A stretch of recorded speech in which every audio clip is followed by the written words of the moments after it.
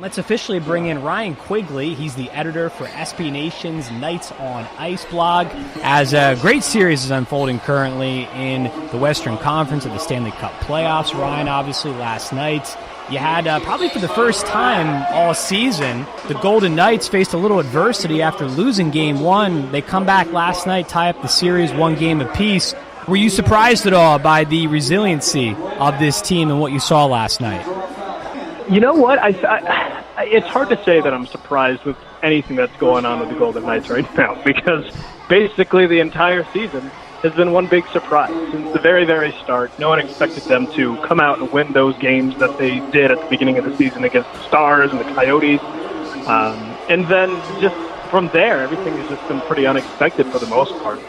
When they went on that long winning streak back in December, then, when they faced Tampa Bay at home, a lot of people were like, "Oh, I don't know. Is this going to be the game where they show their true colors as an expansion team?"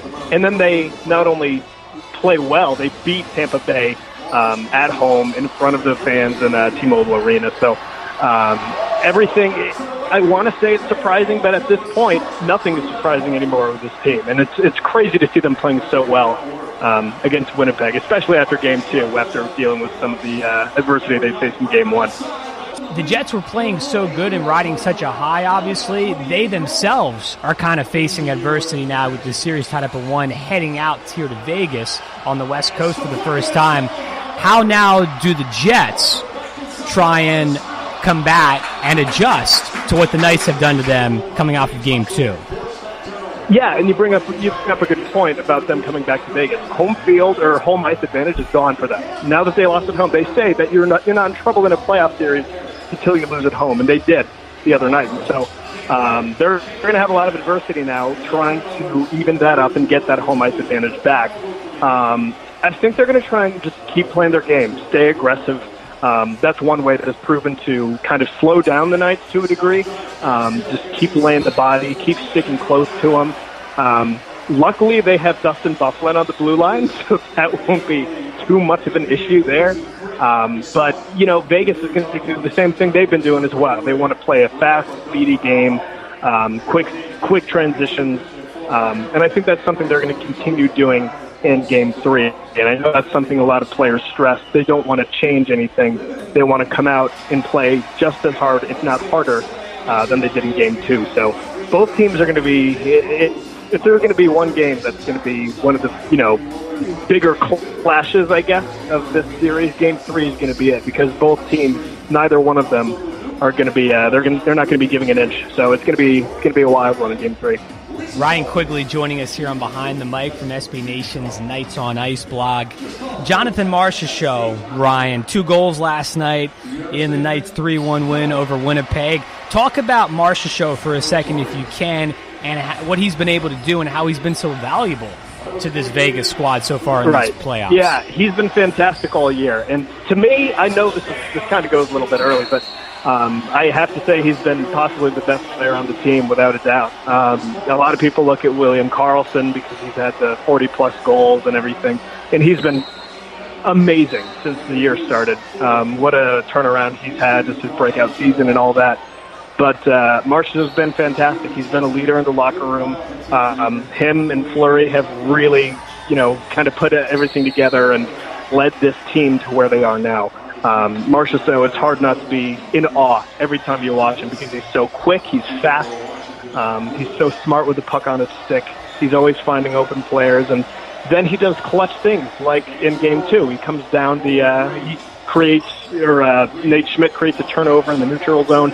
He comes down, and then he just beats Hellebuck 5-hole to kind of give Vegas the lead there, or the 2-goal lead. So, and then that second goal he scored was even better, because once Vegas had their back against the wall, and so they had to come back out, and they had to settle down that crowd at Winnipeg's arena. And so he came out 88 seconds, I believe, after their goal cut the lead in half.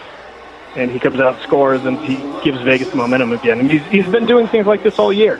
He did it in the Calgary game when Vegas came back, and after being down all those goals, and then they ended up winning the game with however many seconds remaining. So He's been fantastic all year, and he continues to show that this is not a fluke. None of this is a fluke.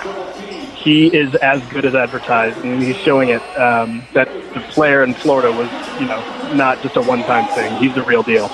Is it fair to say that maybe one of the best decisions of this franchise when they started out with the expansion draft last year was them drafting Marc-Andre Fleury?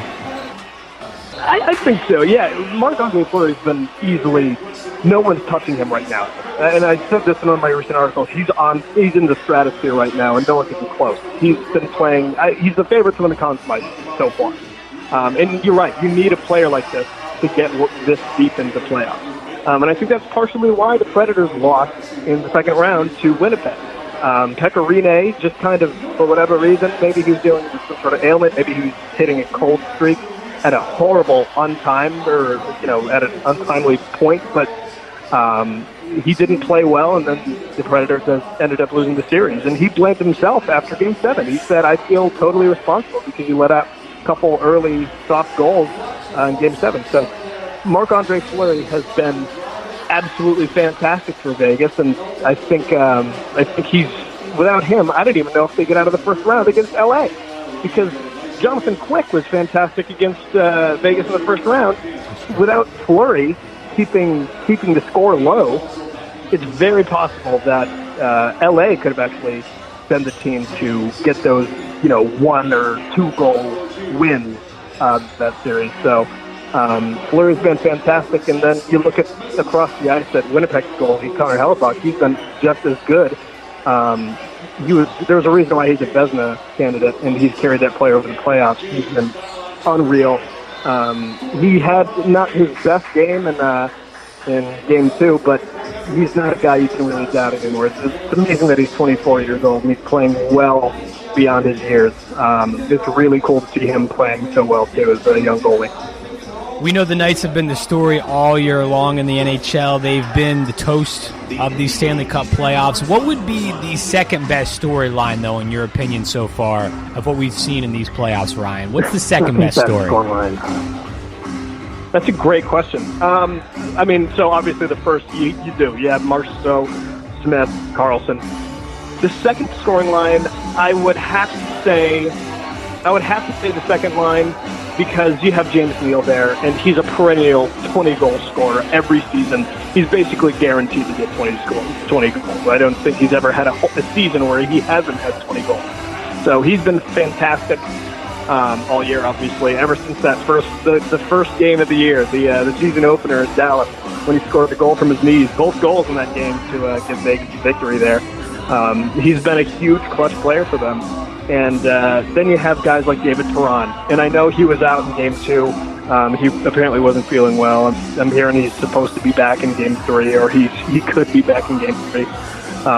But, you have guys like that on that second line, and boy, it's hard to stop. And then you have Eric Halla, who has been an ace on the power play. You park him in front of the net, and he's been fantastic at redirecting pucks, getting in the greasy area, scoring those just dirty goals that you need from one of your, muscular, bigger forwards. So he's been great too. And so that second line is every bit as dangerous as the first line, but the first line has the numbers, so they're going to get the recognition. But boy, neither one of those lines can't be not nervous when they're on the ice. Quickly, I want to get your thoughts on the Eastern Conference Finals, Tampa Bay and Washington. The Lightning is up 4-1 right now in Game 3. Of course, the Caps a 2-0 lead. Is this Ovechkin's time? Is this his best chance to break through and win his first cup? I think this is his best chance.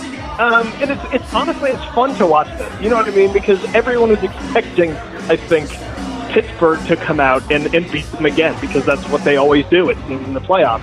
But they ended up doing what no one thought they'd be able to do. They beat Pittsburgh, and now they come out and they're destroying Tampa Bay in the first 2 games, and now Tampa Bay is coming out, because you can't count them out. No matter how much you want to, you can't count out Stamkos and Kucherov and those guys. So they're making it interesting right now.